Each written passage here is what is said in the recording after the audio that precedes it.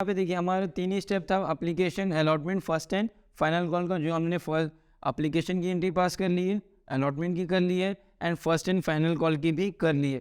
Call in arrears कितना था 2500 shares, उसकी भी हमने एंट्री पास कर ली। अगर आपको ऐसा क्वेश्चन आता है तो आप सॉल्व करेंगे तो आपको इजीली 8 मार्क्स क्या हो जाएगा, स्कोर हो जाएगा, आप कर सकते हैं। आज के लेक्चर में हम इशू ऑफ शेयर्स का एक और सम डिस्कस करेंगे।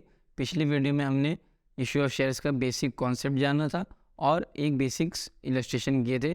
आज के इसमें हम ओवर सब्सक्रिप्शन का एक इशू ऑफ शेयर्स का सम करेंगे। इसके बाद की वीडियो में हम बोर्ड एग्जाम में जो 4 फिगर्स का इशू ऑफ शेयर्स का आता है वो करेंगे। अगर आप ये 3 क्वेश्चन भी कर लेते हैं तो आप इजीली बोर्ड में इशू ऑफ शेयर्स का 8 मार्क्स स्कोर कर सकते हैं। तो आज हमने क्वेश्चन लिया है ओवर सब्सक्रिप्शन का।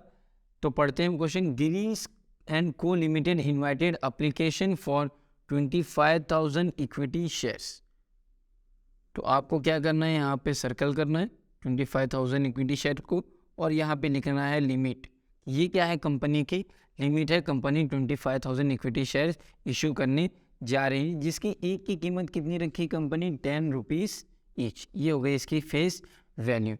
अब इसे क्या करना है, कंपनी को 3 स्टेप में पैसे लेने हैं। तो यहाँ पे कंपनी ने 3 स्टेप रखा है। फर्स्ट एप्लीकेशन, सेकेंड रखा है अलॉटमेंट एंड थर्ड रखा है first and final call. Company ने एक ही कॉल, वही फर्स्ट और वही फाइनल कॉल में कंपनी ने क्या किया, पैसे मंगा लिए। हमें 3 स्टेप की एंट्री पास करनी होगी, एप्लीकेशन, अलॉटमेंट और फर्स्ट एंड फाइनल कॉल की।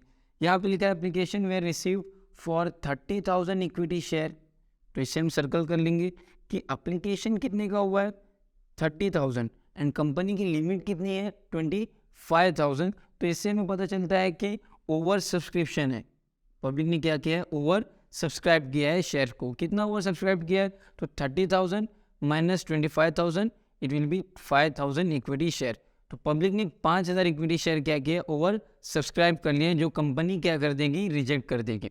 30,000 शेयर है माइनस 25,000 शेयर्स, 5,000 शेयर्स क्या है, ओवर है, जिसे कंपनी क्या करने वाली है, रिजेक्ट करने वाली है।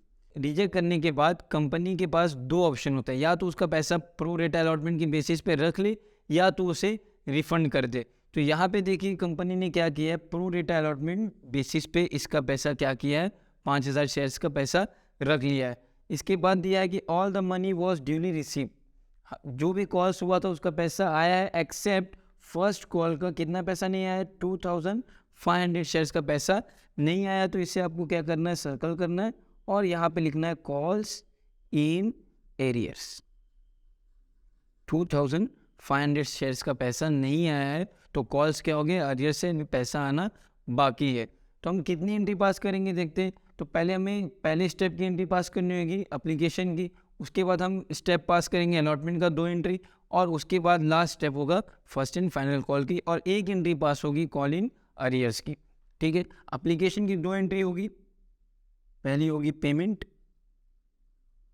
दूसरी होगी ट्रांसफर। अलॉटमेंट की भी 2 एंट्री होगी, ड्यू एंड पेमेंट। ठीक, थर्ड ड्यू एंड पेमेंट।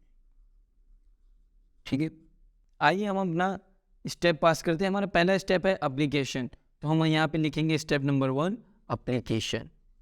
यहाँ पे आपको लिख देना है एप्लीकेशन।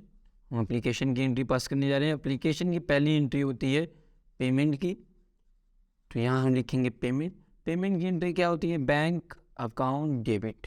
कंपनी के पास पैसा आ गया है, किसका पैसा आया, टू इक्विटी शेयर। किस स्टेप का पैसा आया, तो आपको यहाँ लिखना है application, bank account debit to equity share application account.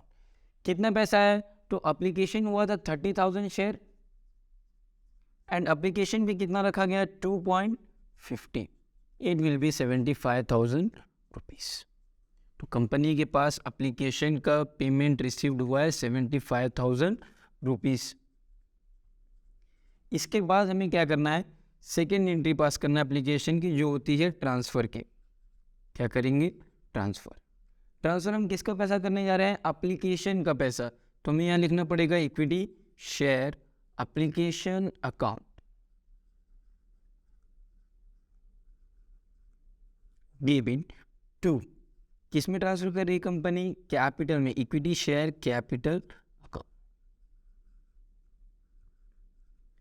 तो जब फुल सब्सक्रिप्शन का होता है सम तो हम ऐसी एंट्री पास करते हैं, बट यहाँ पे हमारा ओवर सब्सक्रिप्शन है। कितना ओवर सब्सक्रिप्शन है?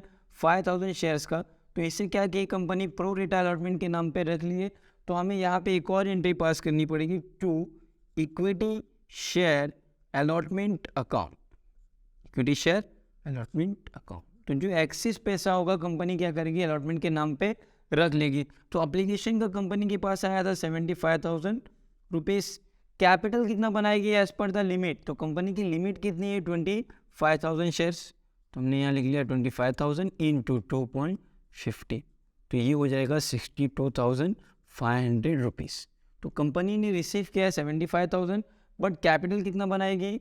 62,500 का। तो जो एक्सेस अमाउंट हो रहा है वो क्या करेगी? रिफंड कर देगी क्या? नहीं, क्योंकि इस सब में क्या दिया है? प्रो रेटा अलॉटमेंट। अलॉटमेंट के नाम पे कंपनी को क्या करना है? पैसा रखना है। तो हमारा एक्सेस अमाउंट जो हो रहा है वो हो रहा है 12,500। तो कंपनी ने 12,500 क्या किया है? अलॉटमेंट के नाम पे रख लिया है, जो क्या हो जाएगा? अलॉटमेंट के पेमेंट में क्या किया जाएगा? डिडक्ट कर लिया जाएगा। कंपनी ने रिसीव किया था 75,000, but as per the limit company सिर्फ और सिर्फ कैपिटल कितना बना सकती है? 62,500। तो एक्सेस हमारा यहाँ हो रहा है 12,500। कितना एक्सेस हो रहा है हमारा? 12,500। तो ये किसके नाम पे रख लेंगे कंपनी? अलॉटमेंट के नाम पे। तो हमने यहाँ पे एक्सेस अमाउंट दिखा दिए 12,500। इसके बाद हम स्टेप नंबर 2 पास करेंगे, जो हमारा है अलॉटमेंट का। तो हम यहाँ लिखेंगे अलॉटमेंट। अलॉटमेंट की भी 2 एंट्री होती है। नंबर 1, पहली एंट्री होती है ड्यू की। ड्यू की एंट्री क्या होगी? तो आप जानते हैं कि ड्यू क्या होता है? क्या होता है हमारा? ट्रांसफ़र। जो हमने ट्रांसफ़र में एंट्री लिखे हैं वही हम क्या करेंगे? ड्यू में एंट्री लिखेंगे। तो एज इट इज़ जो आपने अभी यहाँ एंट्री लिखा है ट्रांसफ़र की, वही एंट्री आपको क्या करना है? यहाँ पे लिख देना है। तो मैं वही एंट्री लिख रहा हूँ, इक्विटी शेयर अलॉटमेंट अकाउंट। यहाँ पे लिखा था एप्लीकेशन, हम क्या करेंगे? अलॉटमेंट, क्योंकि हम अभी स्टेप पे कौन से? अलॉटमेंट के।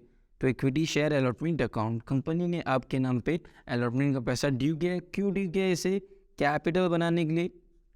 You have to write capital account, capital account. ठीक है, कंपनी ने कितना अमाउंट अलॉटमेंट के नाम पे ड्यू किया है, तो कैसे पता चलेगा? हमें यहाँ पे देखना पड़ेगा कंपनी की लिमिट कितनी है। तो कंपनी की लिमिट थी 25,000 इक्विटी शेयर्स की। तो as per the 25,000 equity shares multiply allotment का कितना रुपीज़ है? 25। तो ये हो जाएगा हमारा 1,25,000 रुपीज़। तो कंपनी ने अलॉटमेंट के नाम पे टोटल जो ड्यू किया है वो कितना ड्यू किया है? 1,25,000 शेयर्स, 1,25,000 कर दिया है। अब इसके बाद आपको क्या करना है? इसकी पेमेंट करना है। तो हम यहाँ पे किसकी एंट्री पास करेंगे? पेमेंट की। पेमेंट की एंट्री क्या है? एज इट इज़ जो आपने एप्लीकेशन पे लिखा है वही लिखना है हमें। Bank account debit to equity share allotment account. इसकी पेमेंट कौन सी है? अलॉटमेंट की। तो हम यहाँ लिख देंगे अलॉटमेंट अकाउंट। हम क्या करेंगे? अब पेमेंट करेंगे। क्या हम इसकी पूरी 1,25,000 की पेमेंट करेंगे? क्या नहीं, क्योंकि हमारा कंपनी के पास अलॉटमेंट का 12,500 रुपीज़ पहले से एक्सेस है। तो हम क्या करेंगे? 1,25,000 माइनस 12,500 कर देंगे। तो ये हमारा हो जाएगा 1,12,500। तो हमें सिर्फ और सिर्फ पेमेंट कितने की करना है? 1,12,500 की। हमने क्या किया? एक्सेस अमाउंट उसमें से डिडक्ट कर लिया। तो हमारा पेमेंट कितना होगा? सिर्फ और सिर्फ 1,12,500, 1,12,500। तो हमने अलॉटमेंट की एंट्री पास कर ली। अब हमें क्या करना है? हमारे थर्ड स्टेप की एंट्री पास करना है, जो हमारा थर्ड स्टेप दिया फर्स्ट एंड फाइनल कॉल। तो हम यहाँ लिखेंगे step number 3, first and final call. ठीक है, ये हमने स्टेप लिख लिया। अब इस स्टेप की पहली एंट्री क्या होगी? एज इट इज़ अलॉटमेंट की जैसे ड्यू होगा पहले फर्स्ट एंड फाइनल कॉल का पैसा। तो यहाँ ड्यू की एंट्री पास करना है, equity share first and final call account debit to equity share capital account. Company ने ड्यू कर दिया आपका फर्स्ट एंड फाइनल कॉल का कैपिटल बनाने के लिए। तो कितना ड्यू किया ये कैसे पता चलेगा? तो कंपनी ने जितना अलॉटमेंट किया था, तो अलॉटमेंट कितना किया था? 25,000 shares. 25,000 shares into first and final call का कितना दिया हुआ है? 2.50 रुपीज़। तो ये कितना होगा? 62,500 रुपीज़। तो कंपनी ने फर्स्ट एंड फाइनल कॉल का जो ड्यू किया है 25,000 शेयर्स के हिसाब से कितना? 2.50 के हिसाब से हमारा कितना आता है? 62,500 रुपीज़। तो हमने यहाँ लिख दिया 62,500 रुपीज़। ये हमारा फर्स्ट एंड फाइनल कॉल का ड्यू हो गया। अब हमें क्या करना है? पेमेंट करना है। B, payment. तो पहले तो हम पेमेंट की एंट्री पास कर लेंगे।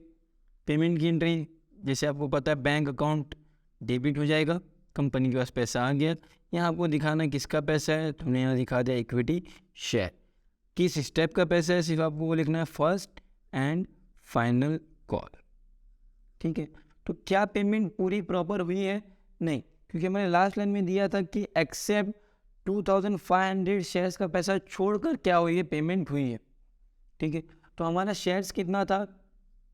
25,000 शेयर्स, बट 2,500 शेयर्स का पेमेंट क्या हुआ है? नहीं हुआ है। तो टोटल पेमेंट हुआ कितने का है? तो टोटल पेमेंट हुआ है 22,500 शेयर्स का क्या हुआ है? पेमेंट हुआ है।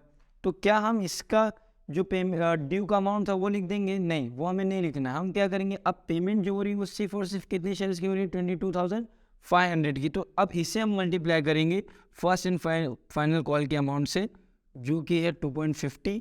तो ये हमारा हो जाएगा 56,250 रुपीज़। तो देखिए हमारा ड्यू कितना हुआ था? 62,500, बट हम पेमेंट कितनी कर रहे हैं? हमने 56,250। ऐसा क्यों? बिकॉज 2,500 जो शेयर्स है वो क्या हो गया? कॉल इन एरियर्स, उसका पैसा हमें मिला नहीं है। तो हम पेमेंट सिर्फ और सिर्फ कितना करेंगे? 56,250 रुपीज़। 56,250 रुपीज़। बट क्या होता है, दोनों स्टेप का अमाउंट क्या होना चाहिए? इक्वल होना चाहिए। जैसे हमने यहाँ पे 62,500 लिखा है, तो पेमेंट भी कितनी होनी चाहिए थी? 62,500 की। पेमेंट क्या हुई? कम हुई है, 56,000 हुई है। तो अब हम क्या करेंगे? तो अब हमें यहाँ पे सी थर्ड एंट्री पास करनी होगी, जो होगी कॉल्स इन अरियर्स की। Call in arrears. ठीक है, कॉल इन एरियर्स की एंट्री क्या होती है कि कॉल इन एरियर्स हो गए, पैसा नहीं मिला, तो हमें यहाँ लिखना है कि कॉल इन अरियर्स अकाउंट, पैसा हमें नहीं मिला, डेबिट। ये कॉल इन एरियर्स किसका पैसा नहीं मिला? कौन से कॉल का? तो हम कौन से स्टेप पे? फर्स्ट कॉल पे। तो हमें लिखना है to equity share first and final call, first and final call account. कि हमें पैसा नहीं मिला, कॉल इन एरियर्स हो गए। किस स्टेप का हुआ है? फर्स्ट एंड फाइनल कॉल का। कितना पैसा नहीं मिला है? तो हम यहाँ पे देख सकते हैं कि हमें कितने अदर शेयर्स का पैसा नहीं मिला है? 2,500 शेयर्स का पैसा हमें नहीं मिला है। कितने रुपीज़ से नहीं मिला है? तो यहाँ पे फर्स्ट एंड फाइनल कॉल का था 2.50 रुपीज़, तो ये हमारा होगा 6,250 रुपीज़। हमें 2,500 शेयर्स का पैसा नहीं मिला 2.50 के हिसाब से, तो टोटल होता है कितना? 6,250 रुपीज़ कंपनी को पैसा नहीं मिला, जो कॉल इन अरियर्स हो गया। तो हमें यहाँ लिखना है 6,250। तो ये हो गया हमारा कॉल इन एरियर्स का एंट्री। तो अब यहाँ पे देखिए हमारा 3 ही स्टेप था, application, allotment, first and final call का। जो हमने फर्स्ट एप्लीकेशन की एंट्री पास कर ली है, अलॉटमेंट की कर ली है, and first and final call की भी कर ली है। कॉल इन एरियर्स कितना था? 2,500 शेयर्स, उसकी भी हमने एंट्री पास कर ली। अगर आपको ऐसा क्वेश्चन आता है तो आप सॉल्व करेंगे तो आपको इजीली 8 मार्क्स क्या हो जाएगा? स्कोर हो जाएगा, आप कर सकते हैं। नेक्स्ट वीडियो में हम बोर्ड के क्वेश्चन पेपर सॉल्व करेंगे, जो फोरफिटेड का होगा, जो ज़्यादातर चांस होता है कि फोरफिटेड का ही आता है। तो अगर आप वो करके भी जाएंगे तो आपको इजीली 8 मार्क्स स्कोर हो जाएंगे।